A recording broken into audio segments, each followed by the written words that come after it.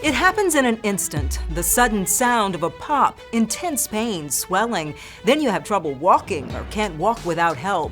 From the pro athlete to the weekend warrior, an injury can be scary and signify a major loss for not just athletes, but anyone who enjoys time on a court, field, course, or gym.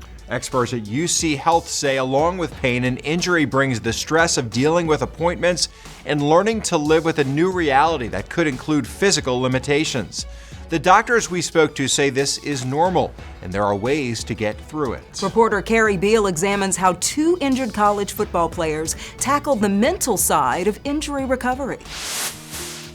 It really hurt me mentally, because I never missed a football game since I've been in college, but just missing those games, it really just hurt just seeing, I couldn't play.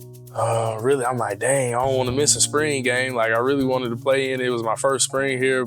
Two football players talking about how recovering from an injury is about more than just physical pain. I was going up for a catch and just came down on my shoulder wrong, and I tried to stand up, and it was just like, hurting. It was hurting real bad.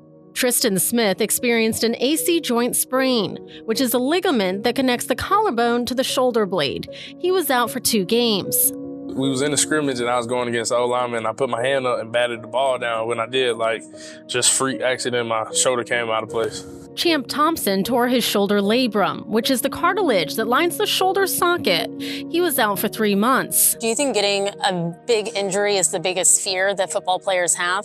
Oh, yes, ma'am. Yes, ma'am. I feel like that is the biggest fear, and then I feel like coming back from the injury. Clemson University sports psychologist Logan Hartnell says experiencing an injury goes beyond the field. When we lose that ability to participate in a sport, especially, we know that the higher the elite level, the more that identity can play a role. And so this role of being who I am is connected to how I perform. What does that mean when I can't perform? Hartnell says when we have high stress and anxiety, our cortisol levels can increase. If it's overdrawn, if it's overriding our system, that can create more inflammation in our body, thus reducing our ability to recover. It's why Clemson is thinking differently about recovery. Here at the Athletic Recovery Center, they have red light therapy, sensory deprivation, and much more.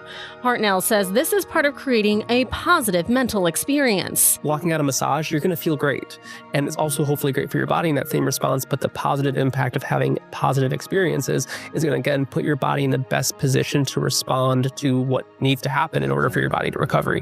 The Clemson football team has a similar setup in the 100 Yards of Wellness. It's not just for those injured, it's for everybody. It's cool to go down there. It's cool. I mean, I love to go down there, and everybody's just together. There's some music, there's a little strobe light. It's not a negative thing to go to the training room. Hartnell says sports psychologists are on hand to help athletes mentally cope. But having good support is another key element. It can feel like we've lost everything.